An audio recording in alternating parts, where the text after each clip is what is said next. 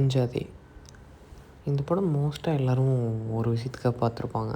அது என்னென்னா, அந்த கத்தால கண்ணால அப்படிங்கிற பாட்டுக்காக. ஸோ அதை தாண்டி இந்த படத்தில் என்னென்ன இருக்குது அப்படின்னு பார்ப்போம். ஸோ இது வந்து ஒரு நார்மலாக ஃப்ரெண்ட்ஸ்குள்ளே வந்த சண்டை, அவங்க 2 பேர் எப்படி பிரிஞ்சு மறுபடியும் கடைசியில் என்ன ஆனாங்க அப்படிங்கிறத தாண்டி, இந்த படத்தில் நிறையா விஷயங்கள் நம்ம லேர்ன் பண்ணுற மாதிரி இருக்கும். நான் ரீசெண்டாக பார்த்தேன். ஸோ அதனால தான் இதை வந்து பேசணும் அப்படின்னு நினச்சேன். என்ன அப்படின்னா, ரொம்ப ஆர்த்தடாக்ஸாக ஒருத்தன் வந்து படித்து ஒரு வேலைக்கு போகணும் அப்படின்னு ஒருத்தன், அவனோட ஃப்ரெண்டு வந்து ஊதரையே சுற்றிட்டு இருக்கான். ஸோ இந்த 2 பேர்த்தில் யார் வந்து ஒரு வேலைக்கு வந்தால் இந்த சொசைட்டி நல்லாயிருக்கும் அப்படிங்கிற மாதிரி ஒரு இது எடுத்துக்கலாம். ஸோ அந்த ஆர்த்தடாக்ஸாக இருக்கிறவனால் ஃபெயிலியர் ஏற்றுக்கவே முடியாது. ஸோ இனிஷியலாக ஒரு இதில் வந்து ஒரு கொஸ்டின் தப்பாக சொன்னேன் அப்படின்னு சொல்லிட்டு புக்கை கிழிச்சு வீசுவான். ஸோ அப்போவே வந்து தெரிஞ்சிடும் இவனால் ஃபெயிலியர் ஏற்றுக்க முடியாது அப்படின்னு. ஸோ இன்னொரு கேஸில் அவன் ரொம்ப ஜாலியாக சத்யாங்கிறவன் வந்து ஜாலியாக சுற்றிட்டுருப்பான். எப்படியோ குறுக்கோலையில் ஒரு வேலை வாங்கிட்டான்.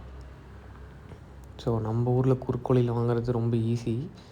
ஸோ சின்ஸ் குறுக்கோலையில் வாங்கினா என்ன நடக்கும் அப்படின்னா, நீ கொடுத்த காசை சம்பாதிக்கிறதுக்காக நீ லஞ்சம் வாங்குவ. அது வந்து ஒரு செயினாக போயிட்டே தான் இருக்கும். நீ எப்போ வந்து எல்லாத்தையும் மெரிட்டில் வந்து உட்கார வைக்கிறியோ, அப்போ தான் வந்து இந்த லஞ்சம் வாங்குறது கொஞ்சமாவது கம்மியும். ஸோ எல்லா சீனியர்ஸையும் துரத்திட்டு புதுசாக உட்கார வைக்கணும். அதுக்கெல்லாம் வந்து இன்னும் ஏஜஸ் ஆகும். So coming to the point, இவன் போலீஸ் ஆகிடுறான். அவனுக்கு போலீஸ் வேலை கிடைக்கல பிகாஸ் ஆஃப் ஹிம். ஸோ இது வந்து ரியாலிட்டி என்ன அப்படின்னா, இந்த மாதிரி நிஜத்தில் நிறைய பேர் இருப்பாங்க. ஸோ என் ஃப்ரெண்டு கூட அமௌண்ட் கொடுத்து தான் போனான். மெரிட்டில் ஒருத்தர் படித்து அவனுக்கு வேலை கிடைக்காம இருந்திருக்கலாம். அவன் அதனால் வேறு டிசிஷன் எடுத்திருந்தான்னா இந்த சொசைட்டி எப்படி இருக்கும் அப்படிங்கிறதான் நான் சொல்கிறேன். ஸோ அவன் வந்து எஸ்ஏ ஆகிட்டான். அவனுக்கு அந்த வேலை பிடிக்கல. இவன் வந்து சும்மா சுற்றுறான், குடிக்க ஆரம்பிக்கிறான். அதுக்கப்புறம் கெட்டவங்க குடிக்க ஆரம்பிக்கிறப்பவே நமக்கு குடிகாரன்லாம் கெட்டவன்னு சொல்லலை. ஸோ சம்மவ் அந்த இடத்துல கெட்டவங்க இருப்பாங்க. கெட்டவங்க இன் த சென்ஸ், அது என்ன பாயிண்டில் வந்து மெஷர் பண்ணுறதுன்னு எனக்கு தெரியல. பொதுவாக சொல்கிறேன். ஸோ அந்த இடத்துல வந்து அந்த ரிலேஷன்ஷிப் பில்ட் ஆகும், டெஃபினட்டாக ஆகும். அதுக்கப்புறம் அவன் லைஃப் எங்கே போகுது, என்ன ஆகுது அப்படின்னு ஒன்றுமே தெரியாது. இது எல்லாமே வந்து சொசைட்டி மேலே இருக்கிற ஒரு இது தான். இந்த சொசைட்டியில் வந்து இந்த மாதிரி காசு கொடுத்து ஒருத்தன் வேலைக்கு போகலை அப்படின்னா, அந்த மாதிரி ஒருத்தன் வந்து சொசைட்டிக்கு தப்பு பண்ணுற மாதிரி போக மாட்டான்.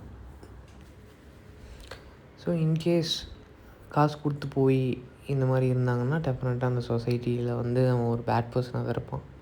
எத்தனை பேர் இருந்திருப்பானுங்க இது வரைக்கும் எனக்கு தெரிஞ்சு? டெஃபினட்டாக இருந்திருப்பானுங்க. இது எல்லாமே வந்து சொசைட்டியில் ஒரு இருக்கிற பிரச்சனையை தான் வந்து இந்த படம் சொல்லுது. ஸோ அதுக்கப்புறம் அந்த வில்லன் கடத்துகிறான், அதெல்லாம் வந்து ஒரு செகண்ட் ஒரு கதையாக தான் நான் பார்க்குறேன். இந்த மாதிரி ஒருத்தன் பண்ணுற தப்பில் இன்னொருத்தன் எப்படி அழிஞ்சு போகிறான், அவனால் ரெக்கவர் பண்ண முடியாமல் அவன் எப்படி அழிஞ்சு போகிறான் அப்படிங்கிறது தான் இந்த படத்தோட கதை. ஸ்டில் அது ஒன்று மட்டும் லைஃப் கிடையாது, ஃபெயிலியர் கிடையாது, அதுலேருந்து வெளியே வரலாம். ஸோ அதை தாண்டி இதுதான் வாழ்க்கைன்னு நினச்சிட்ருக்கிறவன் ஒருத்தனுக்கு ஒரு அடி விழுந்துச்சு அப்படின்னா கண்டிப்பாக அவன் இப்படி தான் ஆவான். எனக்கு தெரிஞ்சு அஞ்சாதே ஒரு கிரேட்டஸ்ட் கிளாசிக்கல் மூவி. எத்தனை தடவை பார்த்தாலும் இது வந்து போர் அடிக்காது. இன்னொரு டைம் பாருங்கள்.